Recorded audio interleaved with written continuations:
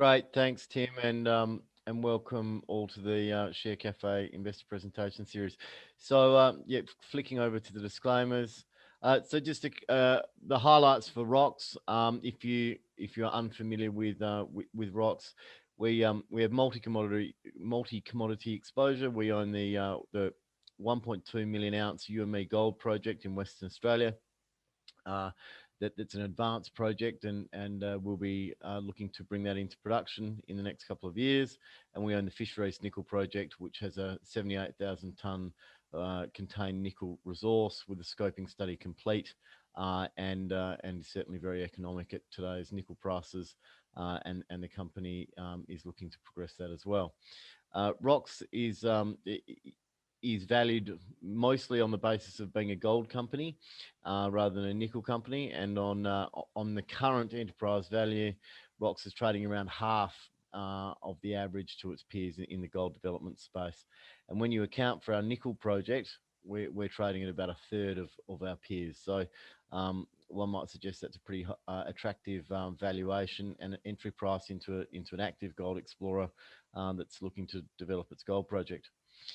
So on exploration and on activity, the Rox has had a very busy 12 months. We've discovered new zones of mineralisation at Youanmi, and then followed that up with new geophysical techniques.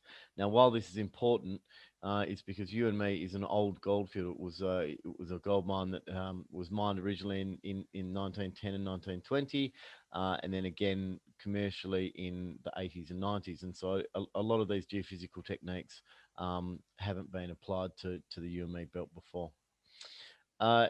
In terms of Rox's position at Youanmi and also in the nickel project, we have very large land holdings over both. And it's been our philosophy that if you're going to be active in a belt, you might as well try and own most of it to give yourself that valuation leverage should your exploration be successful.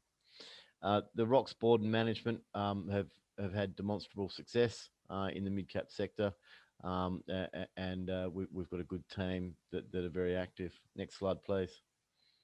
So just corporately on Rox, so ticker RXL, a market cap today of about $70 million, 9 million in cash and receivables. We just talking to our share price graph for a second. The big spike you can see there in June, July of 2020 related to some spectacular drill results at a prospect at Youanmi called Grace.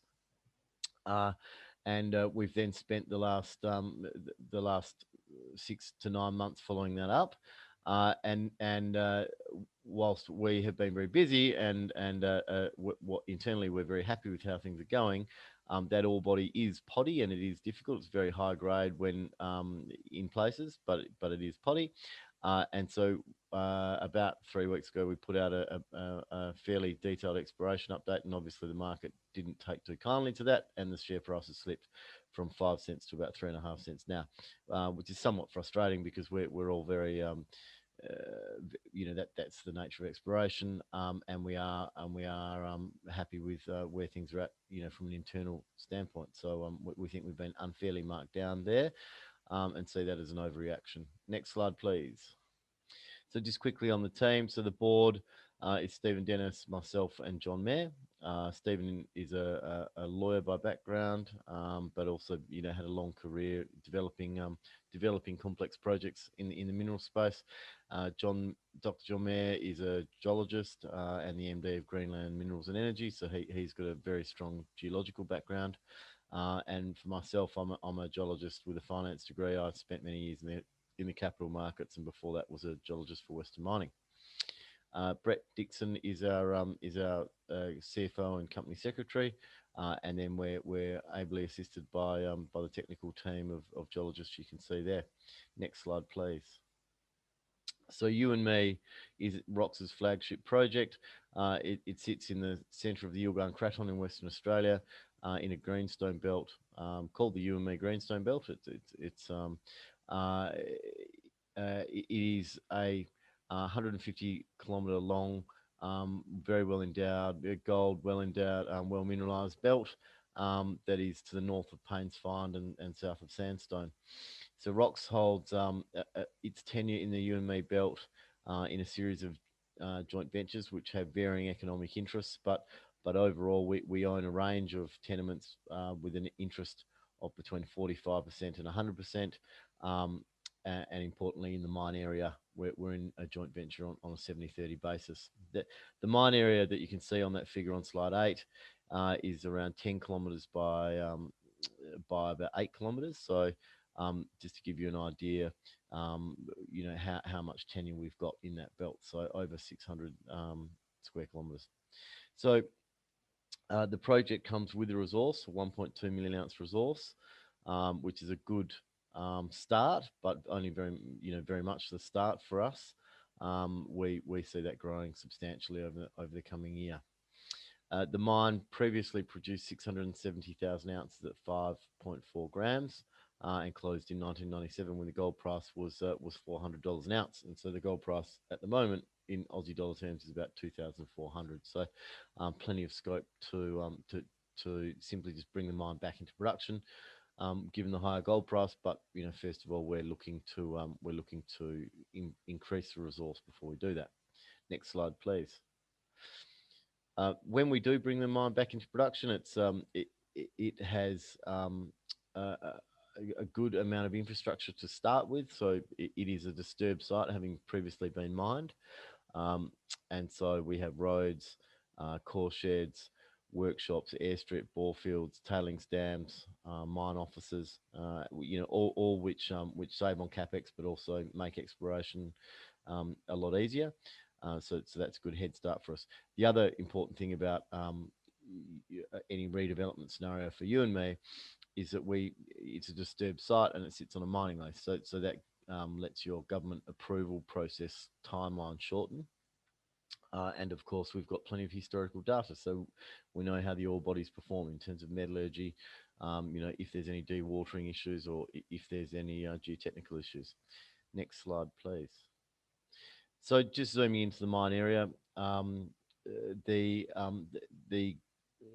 two main rock types, simplistically, are a greenstone belt and a granite, or a series of basalts and dolerites and granitic rocks.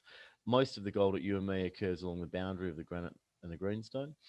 And there are two very important structures controlling gold mineralisation. So there's a series of north to north east trending structures, and you can see on slide 10 where I've highlighted the Youanmi shear zone, and then heading off to the northwest, the main lode shear zone. And you can see where the old pits are outlined in blue there. Now the main pit, the southernmost pit, is almost a kilometre long, just to give you a sense of scale. So our focus is on adding to the 1.2 million ounce resource, and we see several places where where significant additions can occur. We've had a lot of success at a deposit called Grace, which is a north striking structure that is in the granite that peels away from the main lode shear zone. Next slide, please. So just zooming into the main pit in a little bit more detail. So you can see there where the Grace ore body sits, basically underneath the old gold processing plant and adjacent to the old pit. And you can see that some of the spectacular grades that we see at Grace. So, 11 metres at 18, 14 at 31, 5 metres at 125, 9 metres at 13. These are all spectacular gold grades. And more importantly, that structure trends north-south, and all the previous mineralisation at Youanmi trends northwest-southeast. And the junction of those areas, of those two structures, which are really a conjugate set of geological structures, are where you get blowouts in significant gold grades and width. And so our key next target is an area called the Junction Target Area, which you can see is to the south of the pit, where the Grace structure runs and intersects another belt of rock sand structure coming in from the northwest, trending down to the southeast. Next slide, please. So this is just a simplified slide showing the structural architecture of the belt, and you can you can see where the junction target sits there. Next slide, please. So now we're looking in long sections. So we're looking east in a cut-through sense, looking at the pits side on, and we can see where the historical mining has gone down to. So we have a series of smaller pits to the north or to the left, and then the Youanmi main pit that we were just looking at on the right-hand side or to the south. There's an underground mine developed underneath the pit that that was mined out in the 90s and was shut down due to low gold price, plus dewatering issues, plus a whole range of other issues. But in what you can see there in that old mining area where there is Youanmi Deeps noted on slide 13, there's a 700,000 ounce resource sitting there.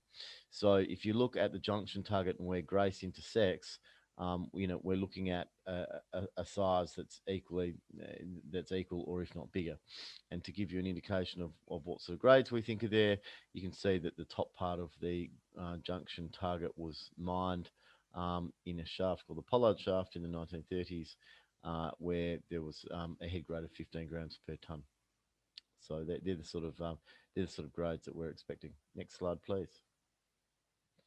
So in summary for Youanmi, we've discovered Grace this year, and as we're following that up, we've then reviewed the geological model for Youanmi more broadly, and that's brought targets like junction to life, and highlighted how many additional ounces they can bring into the overall resource inventory. So we see the Youanmi Gold Project being a small, high-grade starter project, followed by a larger project that can take into account the open pits and so forth, and that can add life. Next slide, please. So Rox's second project, the Mount Fisher Nickel Project, is also located in Western Australia. It's in a greenstone belt called the Mount Fisher Greenstone Belt, which is to the east of Leinster. Rox discovered nickel in the Mount Fisher Belt in 2012, and you can see there's some pretty spectacular intersections, from the Fisher East nickel deposits. So these are sulfide deposits, high quality, low impurity, and make a good nickel concentrate that would be of interest to plenty of players in the sector. So there are resources of 78,000 tonnes of contained nickel at the project over 3 deposits across a strike length of about 3 kilometres, and we're just about to see how they sit next to each other. So next slide, please. So here we are looking. This is a cut through a long section looking to the west. The 3 ore bodies, Musket, Cannonball, and Camelwood, plunge to the north. And they're all within a 3 kilometre long zone. You can see that the deposits remain open at depth, and that's just been a lack of drilling, because drilling starts to get expensive at 600 metres vertical depth with diamond. So, plenty of room to grow, and also grow along strike. Next slide, please. So in terms of what the economics could look like, the current nickel price is around $8.50 a pound, and the exchange rate is around 75, 76, 77. So, there's a there's an NPV on this project using it. If we were to build a concentrator there of around 80 million, a lot of nickel companies are trading at about 1 times NPV. So versus Rox's current market cap of 70 million, that would suggest that that it's not being priced into our market cap at all at current levels. Next slide, please. So the project also, we have 80 kilometres of strike of the belt, and we're doing regional exploration to add tonnes to the project overall. Next slide, please. So in terms of Mount Fisher, we're adding to the resource through exploration, or aiming to add to the resource through exploration. We think it's very undervalued in the rock structure, and we did say in our quarterly that we released today, that we're considering what the best option to go forward on the Fisher East Nickel Project is. Next slide, please. So in terms of news flow, we'll be drilling at Youanmi throughout the next 12 months, with a focus on two major new targets, being Link and Junction. We'll be estimating re-estimating the overall resource and adding in the Grace Maiden resource and incorporating all the drilling that we've done over the last 12 months. We'll be taking over management of regional exploration joint ventures, and we are looking to do something with our nickel portfolio, given the demand that we are seeing for that. So later on in the year, we'll be working on feasibility studies and scoping studies at Youanmi, and we will be actively exploring regionally. Next slide, please. So just wrapping up, and cognizant of time, Rox is an active explorer. We're focused on our gold project. The gold sector is enjoying a strong gold price, which most expect to continue. The nickel price it has recently really recovered as the EV and battery thematic plays out. Rox has got good exposure to the nickel price via its nickel project at Fisher East. And so we see ourselves as having a multi-commodity exposure. I look forward to updating you all further on our plans as we get results. Thank you. Over to you, Tim. Thanks, Alex. We don't have a lot of time. Talking about results, there are some questions here. It looks like your shareholders are looking for some of the news flow that was expected, particularly in regards to diamond drill results. So can you update the market on that? So we had a small diamond program. We had a small diamond program that we conducted last year, testing Grace, and we've put in a couple of holes on the northern end of Grace, not the southern end, the best part of Grace, which is the southern end, or the deepest part. Our drilling contractor was very slow and very costly, so we cancelled the contract and we're re-tendering. So there's been a hold up because of that.